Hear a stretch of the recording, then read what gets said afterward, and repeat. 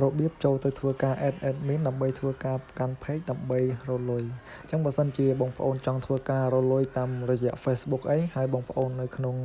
ស្រុកខ្មែរយើងអញ្ចឹងបងប្អូនអាច add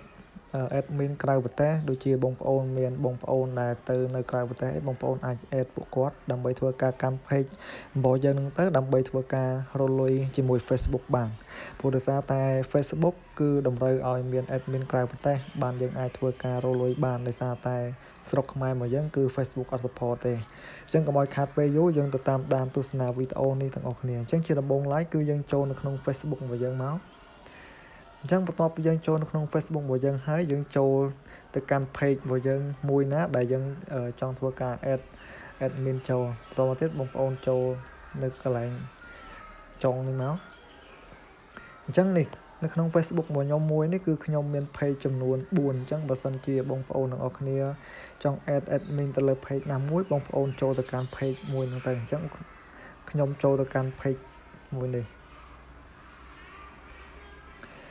អញ្ចឹងបន្ទាប់ពីបងប្អូនចូលមកកាន់ page ហើយគឺបងប្អូនចូលនៅកន្លែង tray 3ខាងលើនេះក៏បានឬមួយក៏បងប្អូនចូលនៅកន្លែង menu នៅខាងក្រោមនេះក៏បានដែរអញ្ចឹងខ្ញុំចូលនៅខាងលើចុះតមកទៀតបងប្អូនទាំងអស់គ្នាធ្វើការអស់ចុះក្រោមចុចទៅលើពាក្យថា setting and privacy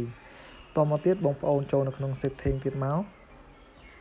អញ្ចឹងបន្ទាប់ពីបងប្អូនចូលនៅក្នុង setting ហើយបងប្អូនធ្វើការអស់ចុះក្រោមទៀតមកនៅពេលដែលបងប្អូនអស់ចុះក្រោមបងប្អូនស្វែងរកពាក្យថា page setup អញ្ចឹងបងប្អូនចូលនៅក្នុង page setup ហើយបងប្អូនស្វែងរកពាក្យថា page access អញ្ចឹងនេះគឺ page access មានសញ្ញារូបកូនសោហ្នឹងបងប្អូនទាំងអស់គ្នាចុចចូលទៅលើ page access ហ្នឹងមកអញ្ចឹងនៅពេលដែលបងប្អូនចូលនៅកន្លែងនេះគឺវាមាន2នៅខាងលើ people with Facebook access អញ្ចឹងបងប្អូនចុច add នៅខាងលើនេះមកដើម្បីធ្វើការ add admin ដើម្បីចូលទៅកាន់ page របស់បងប្អូនអញ្ចឹងខាងលើនេះមានន័យថានៅពេលដែលយើងចូលទៅ add ទៅគឺ admin ហ្នឹងគឺយើងគឺគាត់ចូលទៅអាចគ្រប់គ្រង page របស់យើងទាំងមូលបានអញ្ចឹងយើងចូលនៅខាងលើណាបងប្អូនអញ្ចឹងយើងចូល add new មកបន្ទាប់ពីចូល add new ហើយបងប្អូនចុច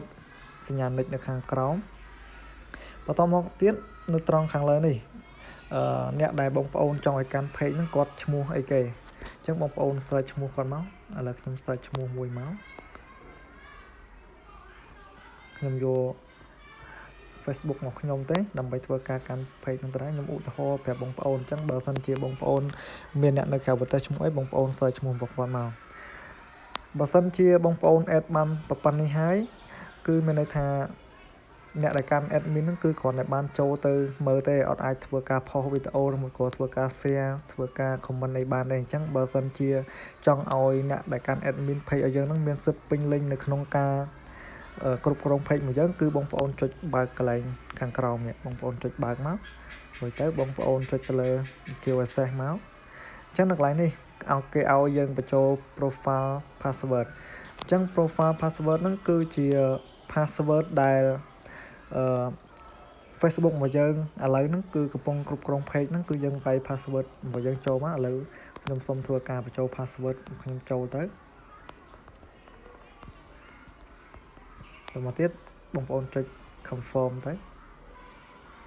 សូមបញ្ជាក់កន្លែងនេះគឺមិនមែន password ដែលនេះណាបងប្អូនមិនមែន password អ្នកដែលត្រូវកាន់ admin page យើងទេគឺ password Facebook របស់យើងតមកទៀតគឺវានឹងផ្ញើលេខកូដទៅemail របស់យើងដែលដាក់លើ Facebook ហ្នឹងហើយអញ្ចឹងបងប្អូនវាយលេខកូដហ្នឹងចូលមក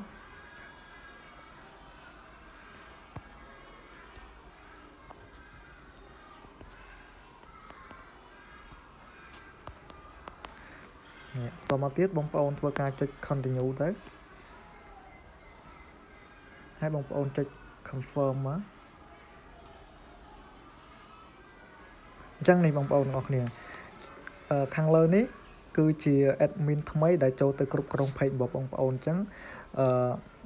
អ្នកដែលកាន់ admin ហ្នឹងគាត់គ្រាន់តែចូលនៅក្នុង notification ហើយគាត់ចុច ទៅលើពាក្យថា confirm ឬមួយក៏ access ទៅគឺគាត់អាចចូលទៅគ្រប់គ្រង page របស់យើងបានហើយគាត់អាចចូលទៅ post វីដេអូគាត់អាចចូលទៅ share អាចចូលទៅបញ្ចេញមតិអីផ្សេងៗបានហើយអញ្ចឹងវីដេអូរបស់ខ្ញុំគឺមានតែប៉ុណ្្នេះឯងសង្ឃឹមថាបងប្អូនទាំងអស់គ្នាអាចធ្វើតាមវីដេអូរបស់ខ្ញុំហ្នឹងទៅគឺអាច add admin page បរទេសចូលបានហើយអញ្ចឹងអរគុណសម្រាប់ការទស្សនាវីដេអូរបស់ខ្ញុំតាំងពីដើមរហូតដល់ចប់សង្ឃឹមថាបងប្អូនទាំងអស់គ្នាជួយចុច Subscribe នៅ Channel YouTube របស់ខ្ញុំម្នាក់មួយផងដើម្បីទទួលបាននូវវីដេអូថ្មីៗជាបន្តសូមអរគុណ